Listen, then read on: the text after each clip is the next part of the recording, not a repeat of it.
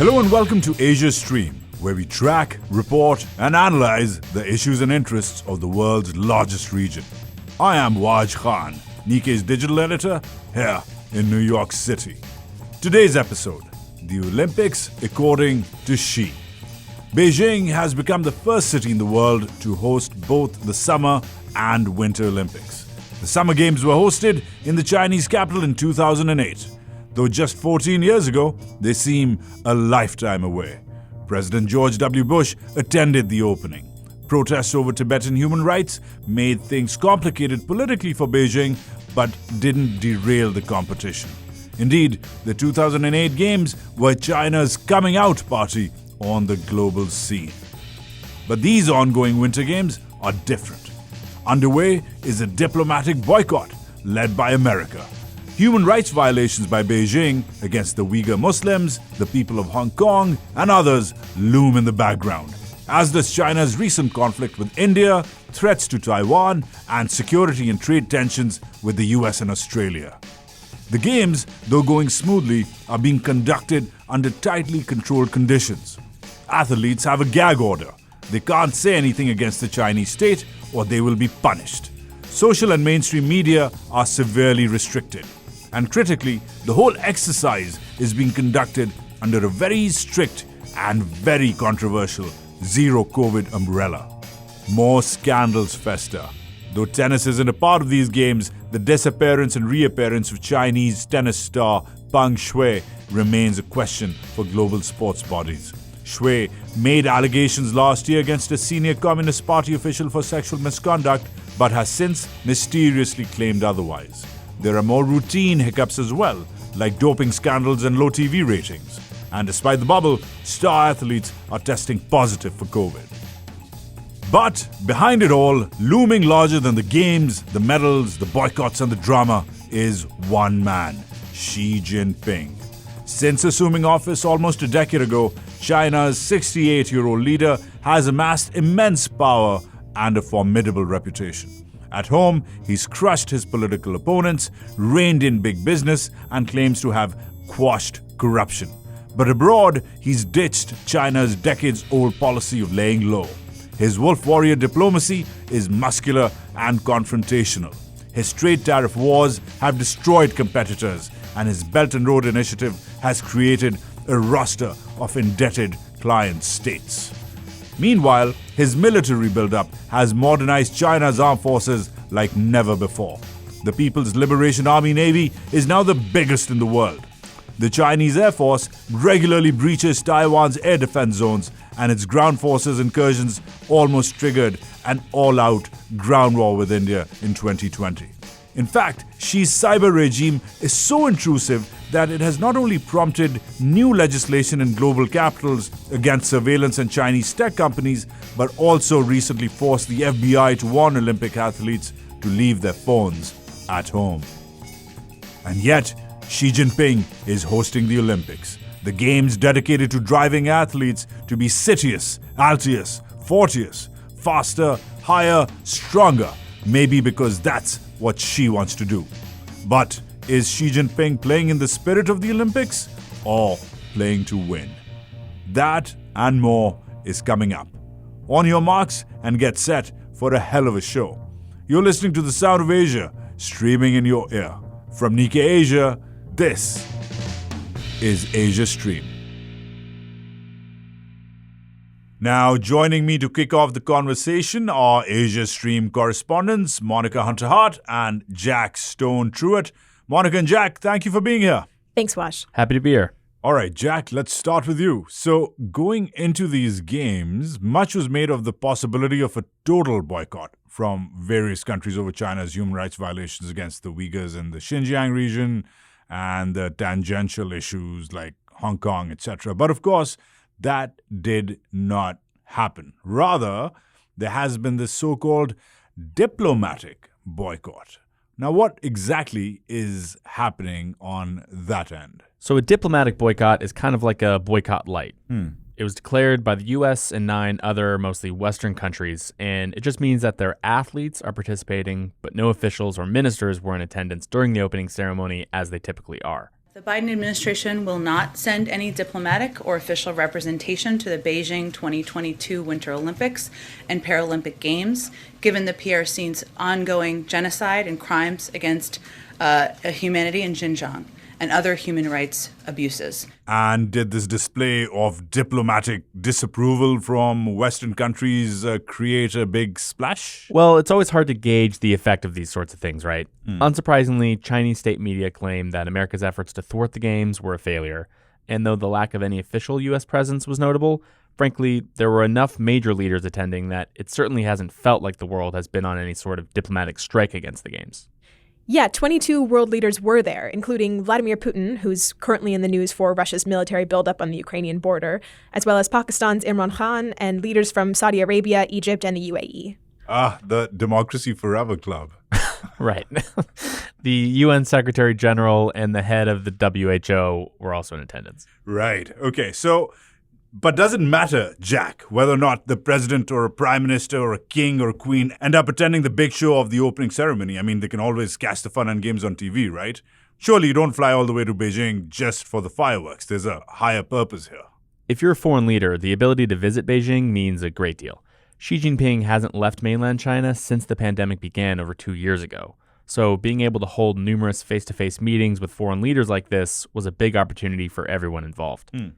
The meeting with Putin was the big headline, considering the crisis in Ukraine, but a number of neighboring Central Asian countries like Turkmenistan and Tajikistan, as well as Serbia and Poland, all met with Xi and agreed to new economic or trade deals. FaceTime like this after 2 years of virtual diplomacy with one of the most powerful men in the world is invaluable, especially at a moment like this as many countries look to leverage China against the U.S. and vice versa. Right, that's interesting. So there's this abstract geopolitical competition of sorts going on in parallel to the games, but let's not lose sight of the friendlier competition taking place as well. Monica, talk to me about the games themselves. How's China doing so far? Actually, China is excelling so far. What does actually mean? That's a big qualifier there. What does it mean? Well, China has always performed really well in the Summer Games, but it's never been a winter sports powerhouse. It's competed in every Winter Olympics since 1980, but it didn't even win a gold medal there until 2002. Yeah, I'll give you that, because every time I think of China at the Olympics, I think gymnastics, I think weightlifting, I think diving, sports like that. Exactly. But they've already won 3 gold medals as of Thursday. In the last Winter Games, by comparison, they only got 1 the entire time. Wow. Now, of course, every country cares about winning medals, but China has perfected quite a system to make sure it does so. It scouts athletes as kids and sends them for full-time training at over 2,000 government schools around the country. It tends to focus on sports that are underfunded in the West to give it an edge. That's quite strategic. So what's China winning at this time? So far, it's won 2 golds in speed skating and 1 in freestyle skiing. It should be said that China's still behind 6 other countries in gold medals overall. As of Thursday, leading the pack is Germany with 6 gold so far, followed by Norway with 5. True, but in the Olympics, according to Xi, both he and China are looking pretty impressive right now. Right. Well, I'm pretty sure he's quite happy with the way things are going with his smoothly running Olympics machine. But any particularly notable moments that we should be aware of? Definitely some notable moments in the game so far. Particularly, the biggest story is still unfolding, it seems, but Russia's 15-year-old figure skating phenom, Kamila Valieva, has reportedly failed a drug test. There was also quite a stir around the Japanese figure skater Yuzuru Hanyu. Yeah, so Yuzu, I think they call him. He's huge, and I know we did a story earlier in the week about how he's Japanese, but he's got this huge following in China, which has transcended political tensions between Tokyo and Beijing. It's true. Yes, he has quite a fandom in China. Yuzu won golds for figure skating in both of the last 2 Winter Games, but this time he made several mistakes on the ice, maybe most notably on Thursday when he fell twice. He was attempting a comeback by landing a quadruple axel, which has never yet been done in competition. This jump, the quad axel. Whoa, he got so close. That was pretty rotated. It was an ambitious routine and still an impressive finish to what might be the end of his Olympics career. The new man on top is Nathan Chen from Team USA. He's a Chinese-American athlete from Utah, and he's just set a world record in his short program and nabbed the gold in the men's individual competition. The reaction from the crowd. That is the highest number that we have ever seen in a short program. Nearly 114.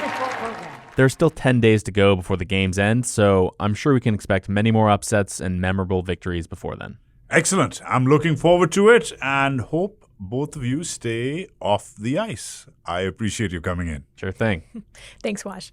Thanks again, Jack and Monica. Now, let's dive deeper into the world of the man himself, Xi Jinping, and how these Olympics factor into his broader political agenda.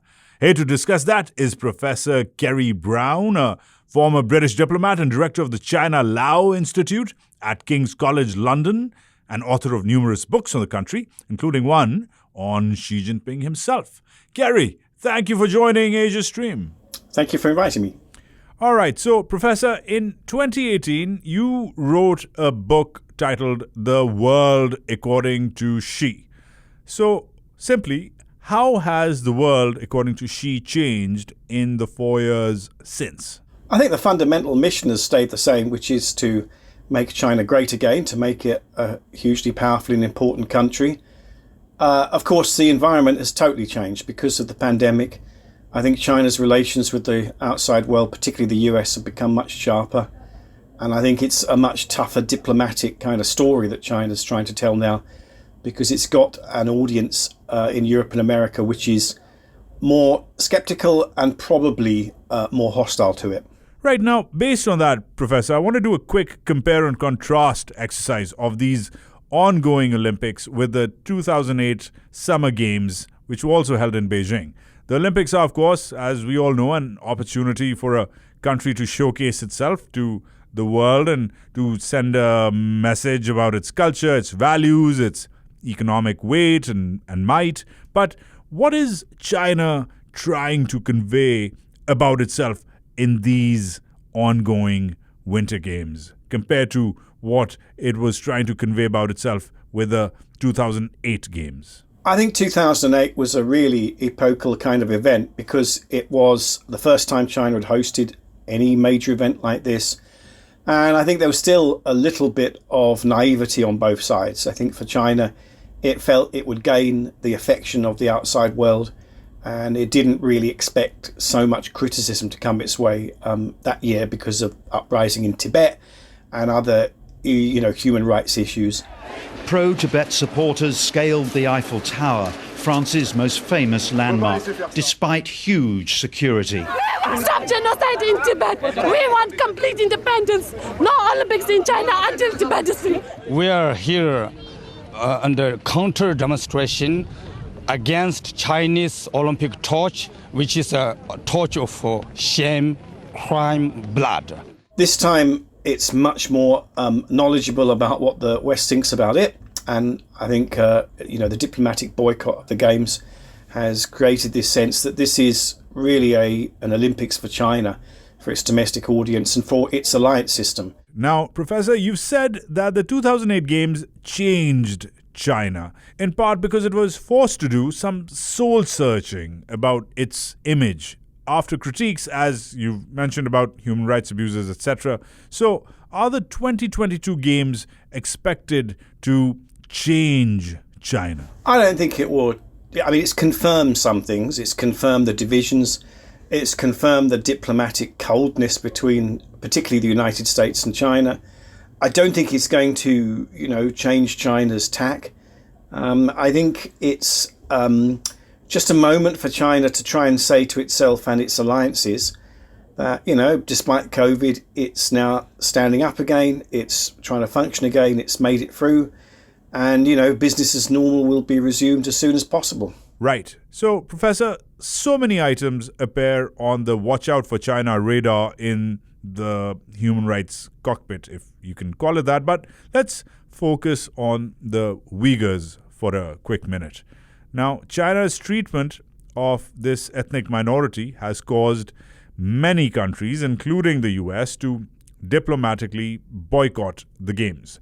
So, does this boycott stand a chance of compelling China to change its behavior towards the Uyghurs? There is no evidence that China's going to change its mind on this. It seems that many of the camps that had been established are no longer functioning, and so things have changed in Xinjiang, though it's hard to tell because it's very difficult to get access there. The diplomatic boycott is really more about the West feeling it needs to do something for itself. I don't know whether this kind of boycott is going to be effective because, of course, the sports people still went. And, the games go on. In a sense, it's a victory for China that that's happened.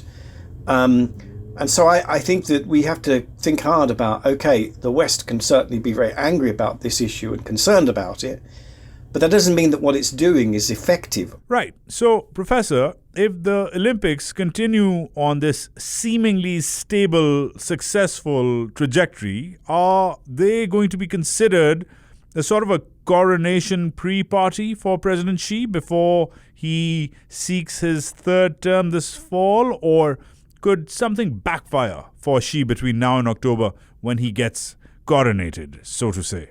I mean, I think his coronation has been prepared for the last 5 years. I mean, the Olympics is one step of many, which will feed into this narrative of Xi Jinping's leadership being good for China, strong, stable, all of these stories. What we've got to remember is that if it doesn't work out for Xi, there isn't an alternative. There's no leaders around him at the moment who could easily step into his shoes without a lot of infighting and instability. The question really is, will we see in November or October leaders appointed at the same time who possibly 5, or more years down the line could be successors? Because he's 70 next year, he's getting older. There's got to be some kind of succession plan. Formal positions on the whole have not been held by people older than their mid-70s or early 70s. And, this is really kind of an institutional thing. Is it that the party is saying in the future it wants, leaders who can just go on and on and on? And that's probably not a great precedent, because although Xi Jinping is competent, clearly politically very competent, even though the West doesn't particularly like him, but they don't like him probably because he's competent. It doesn't necessarily mean there's going to be a successor who is going to be similarly competent. Systems can produce extremely incompetent leaders, as we see in Europe all the time and in America. So a competent autocrat is one thing, an incompetent autocrat is completely another thing. So, Professor, it seems these games are only further solidifying the pro-China and anti-China camps that divide so many countries right now. I'm curious how you see the goals of the players who are hostile to China, though. For example, right now the Quad, the alliance between the US, Australia, India, and Japan, is having meetings down under. So what is the anti-China camp aiming for concurrently as the games continue and moving forward as well? Well, this is part of a long, long story, and it's going to take many, many years to work out. The Americans have created a new set of alliances because of the Quad, as you say, also because of AUKUS, the Australia, UK, United States treaty signed last September, creating this idea of the Indo-Pacific. So it's like a kind of Asia without China in it. Good luck with that. Trying to work more closely with India. This is all very valuable and worth doing. But the point is that you are not able to easily avoid the very, very clear fact that China is a fifth of humanity, a fifth of global GDP. It is crucial for solving issues like climate change, pandemics, even though it's got a contentious issue, around the current one. In the future, it's likely China will be an ally in these issues. This is a complicated story. There are no easy boundaries. Right. And finally, Professor, before I let you go, in 2015, you called Xi Jinping China's CEO. So here we are in 2022 in the second week, or almost the second week of the Olympic Games. Will your job title for him now change? Is he now Emperor Xi or General Xi or El Comandante Xi or Big Brother Forever Xi versus CEO? Well, I think he's in charge of an enormously economically productive enterprise. And, you know, in global politics, like in, kind of politics domestically, you follow the money. And as long as China is a viable business in terms of producing large amounts of growth, then, you know, it's going to be a significant and powerful force. And I think that the world is going to have to make some sharp choices about how they deal with that. But it's not going to get easier. Xi Jinping, you know, the worst thing we can do is to kind of not take Xi Jinping seriously. He is a formidable politician. He may be formidably unlikable for some people, but he's a formidable politician. And unless we accept that, we're not going to be able to work very carefully or well in order to deal with some of the challenges he throws up. Professor Kerry Brown from King's College. Thank you, sir, and I hope you're staying safe and dry in London. I am. Thank you very much. Now, let's zoom in a bit more onto Xi's plans to make these Olympics a success. The cornerstone of his plans for the Games has been his zero COVID policy, which he's had for a while, but which has taken on an even greater urgency for these Games as the world looks on. Here to talk to us about Xi's COVID tactics is CK Tan, our chief Shanghai correspondent, who was recently in Beijing to cover the Games. CK, thanks for being with us. My pleasure. All right, now, CK, let's start off with the basics. Why is China's zero COVID strategy often preceded or followed by a now familiar adjective, controversial? Well, we have been living with COVID for the past 2 years or more than 2 years now. And right from the beginning, the government has this policy. Simply put, the goal is to have no COVID cases at all. Now, that's led to some of the harshest travel restrictions and lockdowns anywhere. Since late December, 13 million people in the city of Xi'an have been ordered to stay home. 400 buses carrying 9,000 people to isolation zones in the last days. Each time when there is an outbreak in China, authorities will immediately go down to the affected areas and they will lock down the affected areas or even the city. So in the case of, in the most recent case was in Xi'an, which is in slightly western central China. It's a city of about 13 million population. And why is it controversial is perhaps I think it's the measures or the way they lock down the whole city. When we say lockdown in China here, it means that you have zero movement. You are not allowed to leave your home unless for the essentials. The essentials are basically each household is allowed to go out maybe perhaps twice a week to do their necessary shopping, grocery shopping. And that's it. And even during that short period of freedom, the time that they leave their homes will be recorded. So this is one thing. And in the case of Xi'an, we could see how the system, the lockdown system, broke down in a way that we heard that some residents were not allowed to go out. And we also heard of a very unfortunate case of a 8-month pregnant lady who was about to go into the labor, but she wasn't admitted or she wasn't allowed to be admitted into the hospital. And unfortunately, she lost her baby. And this really created a big news on the social media here in China. Yes, that's a devastatingly sad story. And those are tough measures by any standard. But coming back, CK, to the political dynamics of the zero COVID strategy. So in Urdu, there's a famous saying that you can't use a cannon to kill a mosquito. Of course, I don't want to call the pandemic a mosquito or belittle the millions of people who've lost their lives in it, but considering that a city of millions is locked down by just a few cases, is this perhaps an instance of that saying in action, that the authorities are using a cannon to kill a mosquito? Yeah, to a certain extent, I think that is true. And strangely for us, living in China, the COVID measures appears to differ from city to city.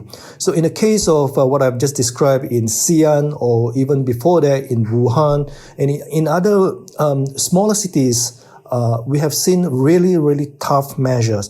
But compared to that, we have outbreaks in Shanghai, we have outbreaks in big cities like Beijing, but we did not see, the total lockdown of the entire city. Well, speaking of big cities, CK, you just got back from Beijing, and I know you weren't able to enter some of those Olympics facilities you were covering because access is so tightly controlled. But still, it would be great to get a sense from you about what the mood on the ground is like. From what I understand, the Olympics are supposed to be very festive, very dynamic, a very, very colorful event. So paint us a picture of Beijing during the Olympics, yet under this zero COVID cloud. The mood in Beijing was unexpectedly quiet. And along the main street of Beijing, for about 4 to 5 kilometers along the whole street, you would see policemen or special forces officers standing every 100 meters apart, 24 hours. So security was very, very strict. Although there were a lot of, billboards, posters promoting the Olympics, but you hardly see any local on the streets. I did not really feel the kind of, cheering mood for the Olympics here. So CK, quickly, before I let you go, is there some sort of a connection between the way President Xi has conducted these Olympics and the way he is trying to maneuver himself into a position for a third term? Yeah, I think President Xi has strategically used the Olympics to boost number one, his image, his international diplomacy strategy, and number two, this could pave way for his bid for the third term in the National Congress meeting in the fall. So domestically, he could tell the audience here that, look, how well we have conducted the Olympics despite all the challenges of COVID and the pandemic. And look, although there were some boycotts from the West, but look, we have Vladimir Putin here, and as well as some other leaders from the Central Asia, some parts of Asia and Latin America. Right, so he could use that to tell the Chinese people that it was a huge success. Do you think they will buy that? Will these games actually increase Xi's popularity? Yeah, I think we could safely assume that, the Olympics would be a huge success, and it would be a huge boost to his image. Got it. CK Tan, our Shanghai correspondent. Thanks for being on Asia Stream, CK, and we must have you on again. Stay safe. Thank you, Raj. Thanks to CK Tan and Kerry Brown for joining us today. That's it for Asia Stream this week. As always, I encourage you to head to Nikkei Asia at asia.nikkei.com for more in-depth coverage of the Olympics, China, and of course, the rest of Asia. If you enjoyed this podcast, please share, subscribe, and leave us a review and hopefully a 5-star rating. And a reminder that Nikkei Asia is currently offering an exclusive discount for our podcast listeners. Just type in the code AsiaStream, all caps, no spaces, at checkout when you visit asia.nikkei.com. This episode was produced by Monica Hunter-Hart and Jack Stone Truitt. I'm your host, Waj Khan. Let's cross streams next week.